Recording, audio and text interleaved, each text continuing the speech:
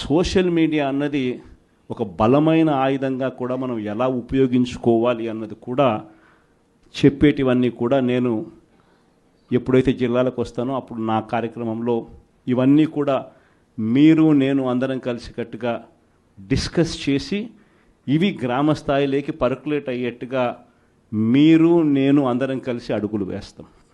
ఎందుకనంటే ఈరోజు మనం యుద్ధం చేసేది ఒక చంద్రబాబుతో కాదు, ఒక ఈనాడు, ఒక ఆంధ్రజ్యోతి, ఒక టీవీ5 ఇలాంటి ఒక చెడిపోయిన ఒక సామ్రాజ్యంతో యుద్ధం చేస్తూ ఉన్నాం. వీళ్ళని ఎదుర్కోవాలి అంటే ఆ మీడియా సామ్రాజ్యాన్ని మనం ఎదుర్కోవాలి అంటే మనకున్న ఏకైక అస్త్రం మన చేతుల్లో సెల్ ఫోన్. ప్రతి ఒక్కళ్ళం మన దగ్గర నుంచి మొదలెడితే గ్రామ స్థాయిలో ఉన్న ప్రతి విలేజ్ కమిటీ మెంబర్ దగ్గర నుంచి బూత్ కమిటీ మెంబర్ దాకా ప్రతి ఒక్కరికి కూడా వాళ్ళ ఫోన్ అనేది ఒక ఆయుధం కావాలి.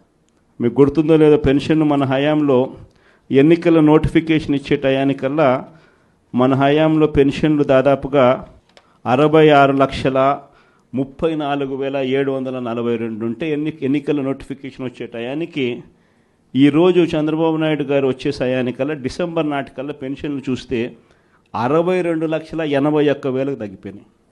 అంటే 3,53,000 పెన్షన్లు ఇప్పటికీ కటింగ్. ఇది కాక ఇంకా వికలాంగుల మీద చంద్రబాబు నాయుడు మళ్ళీ ఒక కమిటీ వేసి ఇంటింటికి వికలాంగులు ఎలా ఉన్నారు అని చెప్పి ఇంటికి పంపించి వాళ్ళ పెన్షన్ ఎలా కట్టింగ్ చేయాలని చెప్పి అప్పుడే స్టార్ట్ చేసినాడు. అంటే ఈయన ఉద్దేశం ఈ మార్చి కల్లా ఇంకొక 3 లక్షల పెన్షన్ తగ్గించాలని. సో లెఫ్ట్ రైట్ సెంటర్లు పెన్షన్ తగ్గిస్తూ ఉన్నారు. పెన్షన్ ఎవరికైతే రాకుండా పోతుందో వాళ్ళు ఫోటో తీయడం పెట్టడం, ఎందుకు నాకు పెన్షన్ ఇవ్వడంలా. అలా మా స్కూళ్ళ పరిస్థితి ఏమిటి, మా కాలేజీల పరిస్థితి ఏమిటి, మా ఊరిలో ఉన్న హాస్పిటళ్ళ పరిస్థితి ఏమిటి అని ప్రతి విషయంలో కూడా